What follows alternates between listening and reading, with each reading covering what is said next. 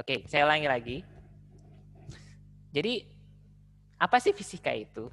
Dia itu adalah suatu pelajaran yang mempelajari tentang suatu fenomena alam dan fenomena alam lain.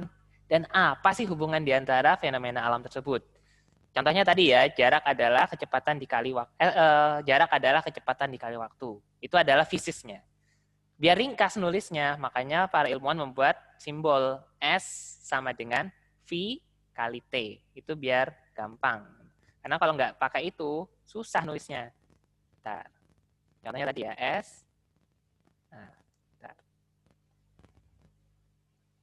Oke. Itu ya tadi ya, S sama dengan V kali T. Nah, pertanyaan kedua adalah, mengapa perlu belajar fisika? Ini pertanyaan penting juga.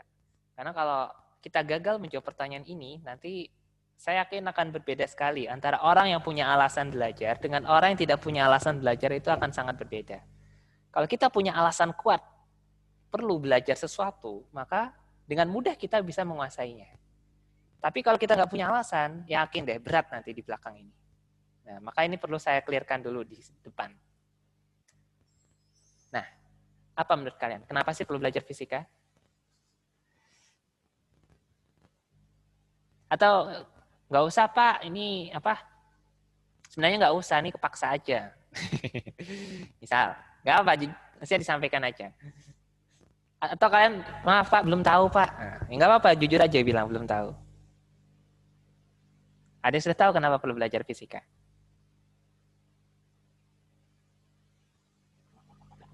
Belum tahu, Pak. Masih belum tahu ya? Saya enable editing.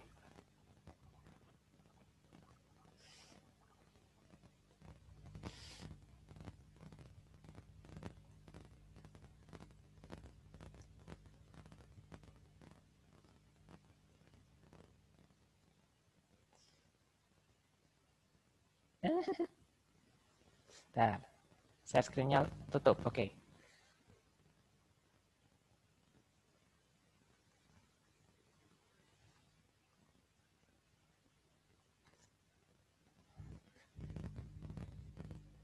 Belum ada yang punya ide kenapa perlu belajar fisika?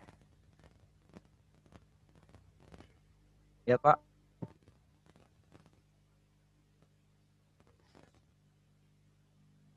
Memudahkan manusia beraktivitas sehari-hari. Saya from current slide. Saya tulis tangan aja biar cepat.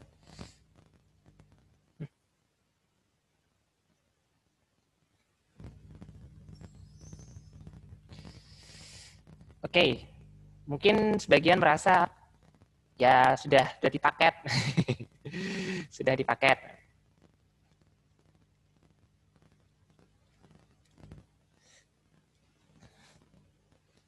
Ya kurikulumnya gitu.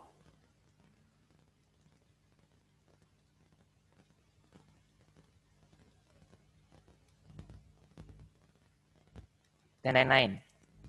Baik, tapi nggak apa-apa kalau memang teman-teman belum punya alasan, nggak apa-apa, ya wajar lah. Maksudnya kan memang masih, kalian baru pasca SMA ya, dimana kita sudah terbiasa dari dulu nerima apa adanya. Jadi ini maksudnya gini, kalau di SMK atau SMA atau SMP, bahkan SD, itu kan memang kita terbiasa ya, dapat mata pelajaran ini, pokoknya ikuti, kerjakan, lulus, gitu ya dulu ya. Nah, tapi kalau bisa, tapi kalau bisa di kuliah jangan kayak gitu. Kalau bisa kita sudah mulai menggali. Nah, apa sih belajar ini? Apa sih manfaatnya buatku? Nah, itu perlu kita cari. Ini juga memang butuh waktu untuk bisa mencari ini. Tapi gini, setidaknya saya membuat 3 poin untuk hal ini. Jadi yang pertama, goalnya adalah kenapa sih belajar fisika? Jadi ini terlepas apakah namanya ini kurikulum atau enggak, tapi saya menangkap setidaknya ada 3 manfaat kalian kenapa belajar fisika. Jadi yang pertama adalah meningkatkan keimanan kepada Sang Pencipta. Jadi begini, rekan-rekan kalau kalian tahu, fisika itu akan sangat relatif, itu kan mempelajari fenomena alam ya. Dan fenomena alamnya dikuantitatifkan, dibuat angka-angka. Kenapa dibuat angka-angka? Biar bisa dikendalikan. Jadi gini, kalian tahu kenapa rice cooker bisa masak sendiri? Dipencet, tahu-tahu mateng gitu. Itu karena sudah diukur, sudah ditera. Oh, pada suhu sekian ini harus mati. Oh, suhu segini dia harus masih nyala terus. Oh, saat suhu segini dia harus setengah. Nah, itu kan disetting kan. Namanya setting itu pasti kuantitatif. Nggak bisa pakai kualitatif. Oh, udah panas. Pak, nggak bisa. Pasti harus dikuantitatifkan. Itulah kenapa di fisika tuh pasti nanti akan ketemu matematika. Karena kita bicara gimana kita mengendalikan alam ini. Jadi kita ini sebenarnya lebih belajar jadi avatar ya.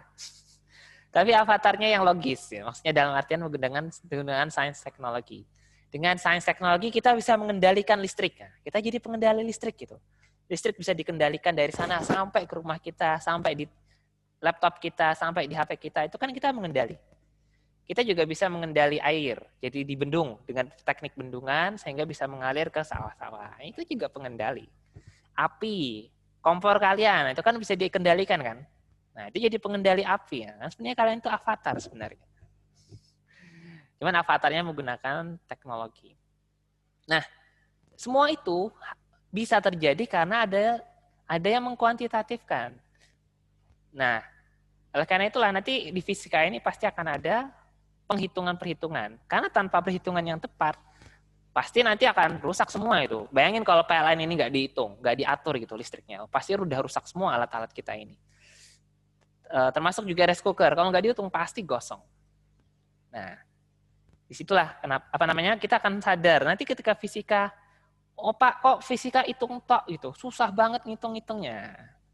Di situ kita akan sadar juga gitu, oh betapa luar biasanya ciptaan sang pencipta ini. Coba kalian lihat daun yang bergoyang-goyang.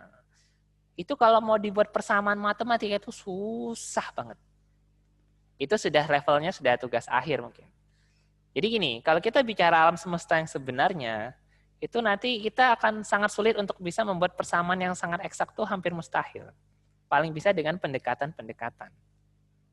Disitulah kita mulai sadar betapa luar biasanya ciptaan dari sang pencipta. Jadi nih, misal kalian dari awal kuliah sampai akhir kuliah itu kesusahan semua matematikanya gitu.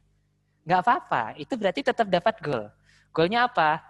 Jadi sadar, ya Allah betapa luar biasanya ciptaan Engkau ini, aku tidak sanggup bisa menghitungnya. Itu meningkatkan keimanan kalian. Pasti yang menciptakan ini sangat luar biasa, bisa menciptakan semua ini dengan perhitungan yang teratur.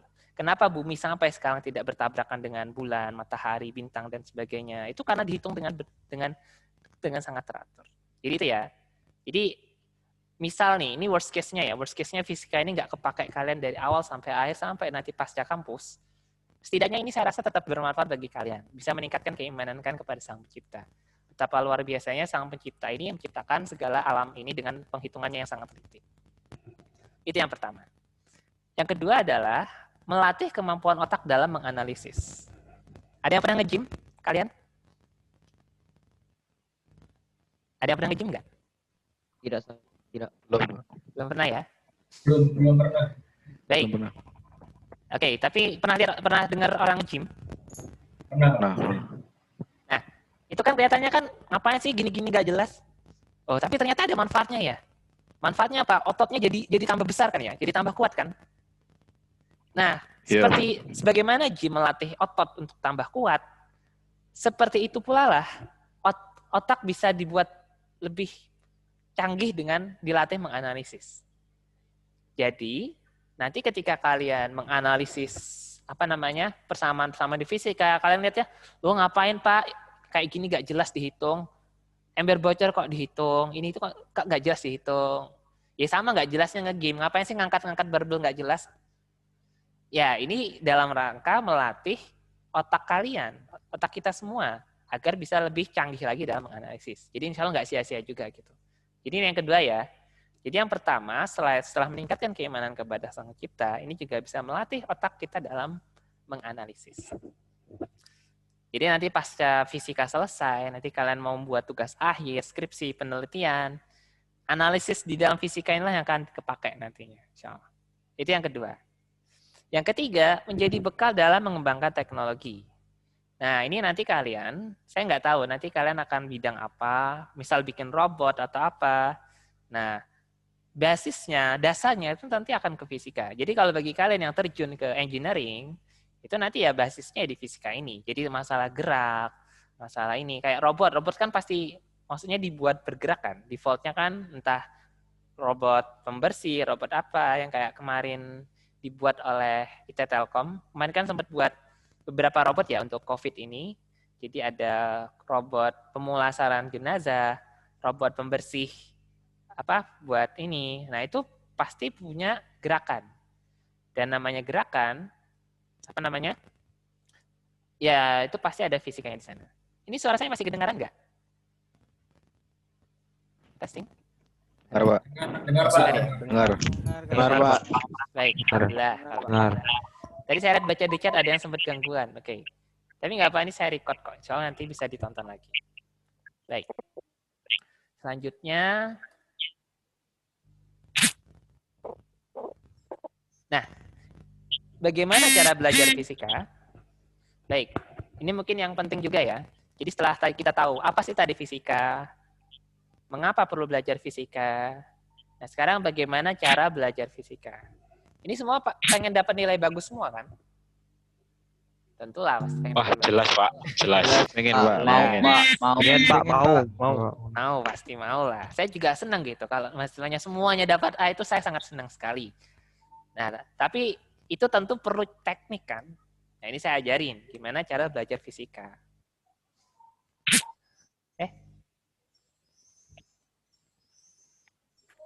Tuh, kok hilang?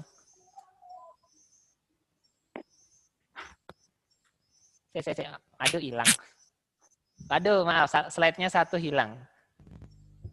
Oke, tapi nggak apa-apa, saya ingat kok masih ada, saya ingat di otak saya. Ini tadi saya buat slide, tapi nggak tahu nih nggak ke-save berarti. Baik. Jadi yang pertama, ini saya buat tambahan slide kosong aja. Oke, saya escape.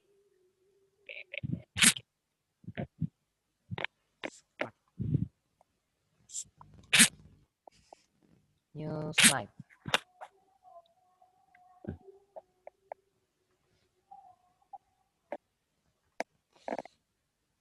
Oke, jadi yang pertama itu adalah senantiasa meluruskan niat.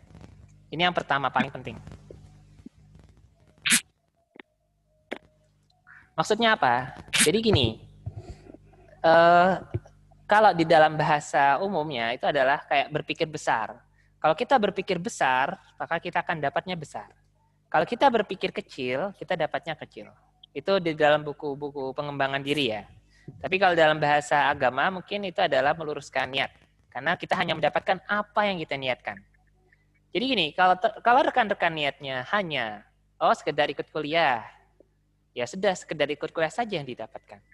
Oh, saya mau biar absennya nggak kosong. Ya itu aja yang didapatkan. Tapi kalau kita niatnya tadi, saya ingin bisa meningkatkan keimanan kepada Sang Pencipta dengan mempelajari ciptaannya. Saya ingin bisa melatih otak saya menganalisis gitu dengan belajar fisika ini. Saya ingin memahami, saya ingin bisa mengembangkan teknologi dengan ini. Saya ingin membahagiakan orang tua. Saya ingin lainnya, maka kalau itu kalian lakukan akan lebih powerful ketika belajar fisika. Jadi niat ini sangat penting. Jadi kalau kalian lagi down, coba luruskan lagi niat kalian. Jangan sampai, karena kalau niat yang berbeda itu hasilnya pasti akan sangat berbeda. Jadi itu ya, yang pertama senantiasa meluruskan niat. Oke. Yang kedua adalah setelah niat kita lurus, kita menjaga adab. Jadi adab. Jadi ini mungkin nilai yang saya lihat mulai agak menurun ya di beberapa dekade. Jadi kalau zaman dulu itu seorang siswa ke guru tuh luar biasa adabnya. Dan ternyata efeknya juga luar biasa. Ada keberkahan yang turun di sana. Nah, kalau di sini kan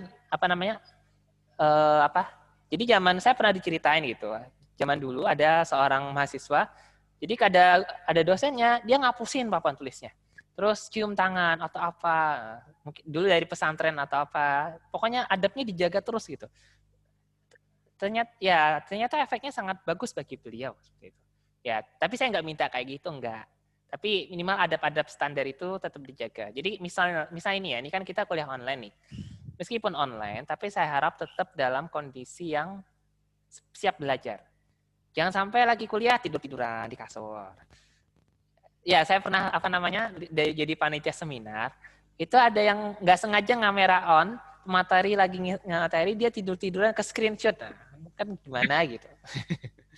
Nah, jadi saya harapkan rekan-rekan tetap menjaga adabnya ya. Maksudnya ketika waktunya kuliah ya standby, duduk seperti itu. Kalau bisa kamera on juga gitu. Ini kalau bisa ya, kalau nggak ada kendala jaringan, nggak ada kendala kuota, saya harapkan on. Tapi kalau ada kendala jaringan atau kendala kuota, oke, nggak apa-apa disesuaikan. Tapi tetap meskipun saya tidak melihat atau tidak ada yang melihat, tetap yakin bahwa sang pencipta melihat. Jadi yang kedua menjaga adab. Yang ketiga adalah rajin dan ulet. Jadi gini, rekan-rekan, saya tahu bahwa fisika itu bukan mata kuliah yang ringan. Ini mata kuliah yang ya cukup menantang ya. Nah, tapi gini, saya lihat ada 4 tipe orang. Yang pertama, ini ada 2 kuadran ya, ada kuadran cerdas dan sedang. Yang kedua ada kuadran rajin dan kurang rajin. Oke, saya gambarkan aja. Bentar. Slide show. Current slide. Jadi ada 4 tipe orang. Ada yang mungkin pen. Oke. Ada 4 tipe orang. Ada yang rajin. Ada yang malas. Ada yang cerdas. Ada yang biasa. Oke. Jadi ini 4 kuadran ya. Saya lihat itu yang potensi paling sukses itu jelas ini ya. Udah cerdas rajin. Nah, ini pasti potensi suksesnya besar. Tapi gini, misal kalian biasa sekalipun, itu tetap bisa sukses. Yang penting apa? Rajin. Nah, kalau cerdas meskipun malas, itu potensi gagalnya tuh cukup besar. Saya menemui beberapa orang yang cerdas, tapi karena dia malas kuliahnya nggak lulus-lulus, bahkan DO itu ada. Saya nemu teman saya juara olimpiade, tapi ya DO, ya karena malas itu tadi. Jadi kalau malas itu udah namanya penyakit, harus disembuhkan. Seperti itu. Yang keempat, ya sudah biasa malas lagi. Nah, jadi kalau kalian tidak bisa jadi yang pertama, setidaknya jadilah yang kedua ini.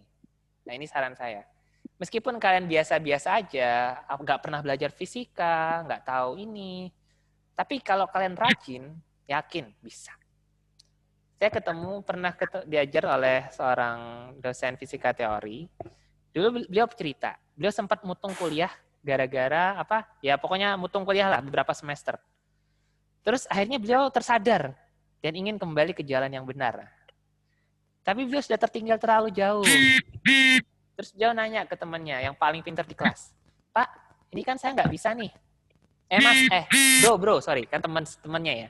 Bro, ini kan aku udah tertinggal jauh. Ini bagaimana caranya aku bisa mengejar ketertinggalanku?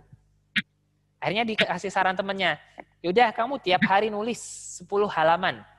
Terserah ngerjain soal atau resum atau apa.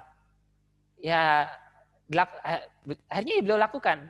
Mulanya terasa berat, cuma satu pun terasa berat. Tapi lama-lama terbiasa sampai sekarang. Sehingga beliau pun bisa lolos gitu. Bahkan masuk di fisika teori, itu fisika yang paling berat. Fisika itu ada beberapa cabang ya, ada material science, ada geofisika, ada ini. Yang paling sulit itu teori, paling abstrak ya. Paling abstrak itu fisika teori. Ternyata beliau berhasil. Bahkan bisa kuliah S2, S3 di Hiroshima, Jepang. Dan sekarang beliau barusan dikukuhkan jadi profesor fisika teori. Bayangin, dari orang yang nggak kuliah beberapa semester, tertinggal jauh, tapi ternyata bisa mengejar. Jadi penulis, bahkan sekarang jadi guru besar. Bisa. Kenapa? Karena rajin. Nah, ini kuncinya. Kalau rajin, insya Allah apapun bisa ditolong. Tapi kalau malas, meskipun cerdas, wes angel lah. Angel lah bahasa sekarang ya. Oke itu ya. Jadi yang ketiga adalah rajin dan ulet. Ya, terus juga ya seperti itu. Oke, selanjutnya ini yang saya amati di beberapa kasus. Kemampuan belajar mahasiswa itu semakin mendekati ujian, itu semakin besar kemampuan belajarnya. Nah, ini sama aja ya ketika di SMA. Di SMA ketika dekat ujian, itu pasti kemampuan belajar meningkat kan ya. Cuman belajar 1 jam, 2 jam sama teman, masuknya cepet, plong gitu. Jadi semakin sering ujian, maka akan semakin banyak materi yang diingat dan didapat. Itu yang saya lihat. Nah, jadi itu tentang ini ya. Nah, sekarang apa sih materi pembelajaran kita 1 semester ini? Jadi temanya ini ya. Fact yang biru ini yang semester yang sebelum UTS, yang hijau itu setelah UTS. Jadi ada vektor, turunan, integral, dinamika partikel. Ini adalah materi yang awal, yang 4 ke bawah itu yang pasca. Sumber belajar utamanya ini nanti saya share di e-learning ya. Ini sebenarnya bebas. Prinsipnya sumber belajar itu bebas. Kalian mau searching internet apapun, selama temanya sama tuh nggak masalah. Bebas ya, apalagi era digital gini. Tapi biar memudahkan kalian mencari, saya tetap kasih rekomendasi. Nanti saya kirim juga di e-learning. Yang 1-2 insya Allah itu free ya. Maksudnya e-book yang memang free. Jadi legal lah. Bukan e-book ilegal. Enggak. Ini legal insya Allah. Jadi yang 1-2 itu buku e-book yang legal. Kalau kalian mau pakai fisika universitas, mau beli juga terserah. Tapi saya kasih yang gratisan dulu. 1-2 insya Allah gratis. Yang selanjutnya yang pendukung, itu buku hard copy ya. Dari fisika ITS. Kalau beli saya nggak tahu mau beli di mana. Mungkin di jurusan fisika ITS. Saya nggak tahu kalau ada di marketplace ada nggak tahu. Oke, tapi prinsipnya sekali lagi bebas. Jadi mau manapun bebas. Pakai slide saya juga nggak apa-apa. Tapi saya tetap baca lah. Ya, buku textbooknya nanti saya share pasca kuliah ini. Insya Allah. Ini penilaian dan bobotnya. Insya Allah. Jadi yang pertama itu keaktifan. Keaktifan tuh gini ya. Kayak kuliah. Saya tanya jawab. Terus ya seperti ini lah. Ini keaktifan. Jadi kalian bertanya, menjawab, nongol. Nah itu insya Allah saya anggap aktif. Itu 10%. Tugas 15%. Ini tugas ini ya nanti saya kirimkan di e-learning ya. Ada yang pilihan ganda, ada yang esai, quiz. Tapi prinsipnya saya nggak mempersulit tugas. Kalaupun nggak bisa, tapi kalian kerjakan sungguh-sungguh, insya Allah tetap saya nilai baik. Jadi saya nilainya nggak salah banyak 0. Nggak gitu saya nilainya. Jadi selama kalian kerjakan sungguh-sungguh, itu saya akan tetap nilai baik.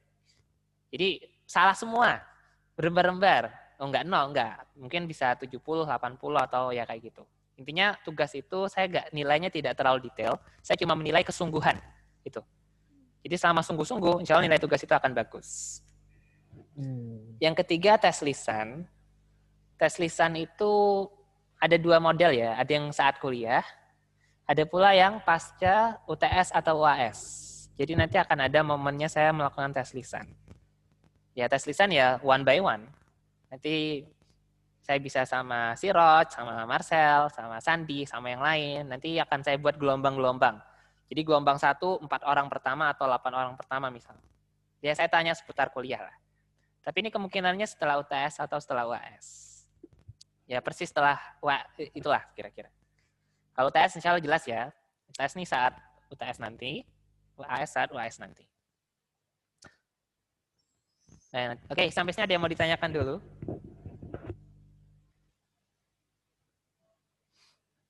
Oh ya, teknis perkuliahan. Ini nggak selalu kayak gini ya. Nggak selalu seperti ini. Jadi tidak selalu tatap muka, berupa daring gini. Ada kalanya nanti saya mungkin ngirim video aja. Ngirim video, terus ngirim, mungkin defaultnya kayak gitu. Nanti saya ngirim video materi, terus saya ngirim tes, entah multiple choice atau quiz. Habis itu nanti kita diskusi. Bisa jadi seperti itu. Jadi nanti mungkin diskusi ininya nggak akan selama ini. Dan saya pikir juga nggak efektif gitu. Kita kuliah online 3 jam fisika kayaknya belenger ya. Jadi mungkin nanti tatap mukanya ini kita lebih diskusi aja yang kayak gini. Kalian susahnya di mana? Nanti kita bisa clearkan. Kalau materi mungkin video aja ya, biar nanti kalian bisa ulang-ulang. Ya itu untuk teknis kuliah selalu seperti itu. Jadi defaultnya akan pakai video. Nanti terus ada quiz untuk mengukur kalian sudah paham atau enggak. Ya apa? Ya tugas lah maksudnya. Habis itu kita diskusi mana yang kalian belum paham. Oke, sampai sini ada yang mau ditanyakan?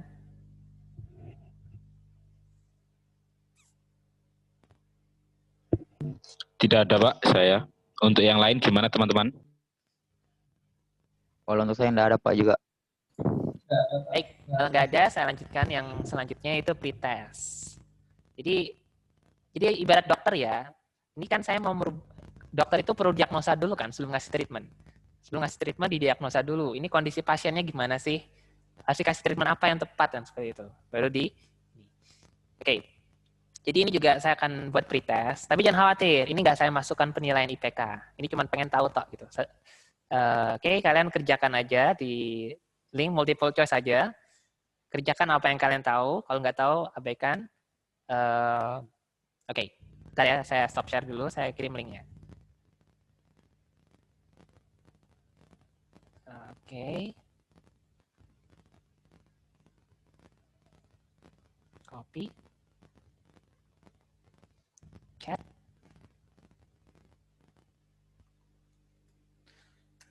Oke, silakan kalian kerjakan.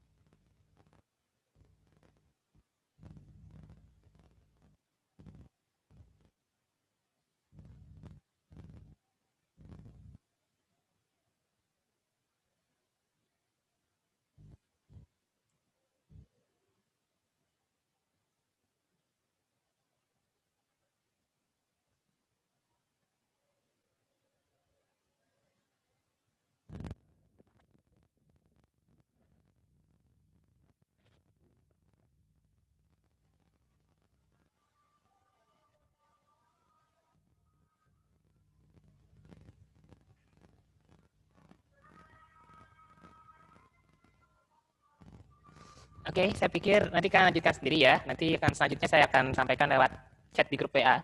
Saya akhiri dulu. Kalian lanjutkan aja. Nanti materi-materi akan saya kirimkan lewat e-learning. Untuk info-info akan saya kabarkan lewat chat di grup WA. Soal itu dulu, saya mohon maaf. Perhatiannya saya ucapkan terima kasih. Assalamualaikum warahmatullahi wabarakatuh. Mbak. Waalaikumsalam warahmatullahi wabarakatuh. Waalaikumsalam warahmatullahi wabarakatuh.